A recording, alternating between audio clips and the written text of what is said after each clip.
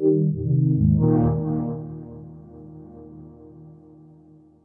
I'm Cevat Yerli, CEO and President and founder of Crytek.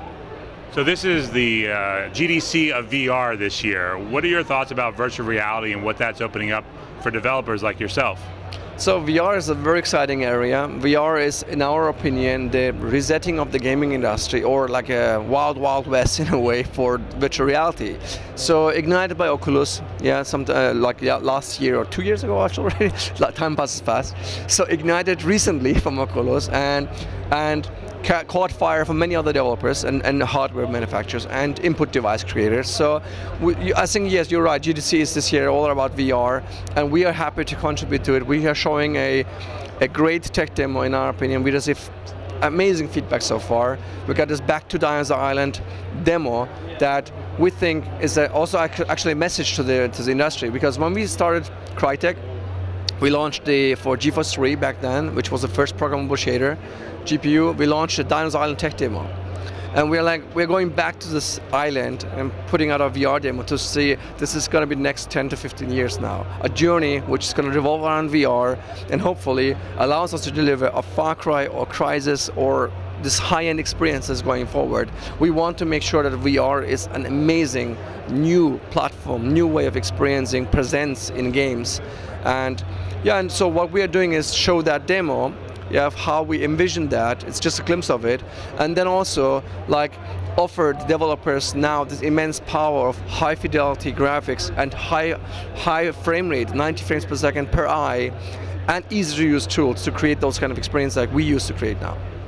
When it comes to this show, there's also a lot of new companies showing new ways to control and see your hands and experience ultimately future games. What are your thoughts about the future of VR from a video game gameplay perspective? Yeah, I think we need to solve input for two different hands. I think that's going to be critical, because VR already decouples the mouse controller of the camera with the head. That's a big step forward. If I now am able to aim and look and have my two arms independent from each other and my head's independent, that's going to be VR in my opinion. So I have seen a number of solutions so far, different ones. I hope they will be standard soon so that we can have to develop only one. But that's going to be the most important area to tackle as next. And I would love to see also force feedback on my head. That would be great as well. Like bouncing against objects and just get a little bit of a rumble. That would be great. And yeah, and voice input, I think, needs to happen there as well. And even outside of VR, we're starting to see eye tracking. What do you see that opening up for games? Oh, that's a great area actually of research. I've seen a first eye tracking demo like 2 years ago. That was quite amazing actually, but still in its infancy. Yeah, so the potential is of that great. I would love to see inward tracking, eye tracking for VR. That would be a huge implementation area as well, and hugely beneficial for VR. What excites you about where the game industry is heading today? You know, that's kind of like the uncertainty that actually excites me, because we are exploring so much right now. We're providing this very flexible and open designed tools.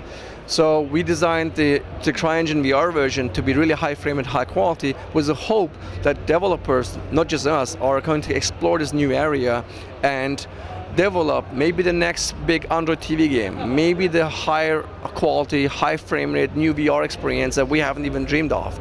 Maybe they will just create the next 2D scroller that's going to be the most mind-blowing game ever on PC, right? So our focus is on enabling developers as easy as possible tools and technologies, and hopefully they'll break through on these new platforms like Android TV VR or their old platforms for that matter, right?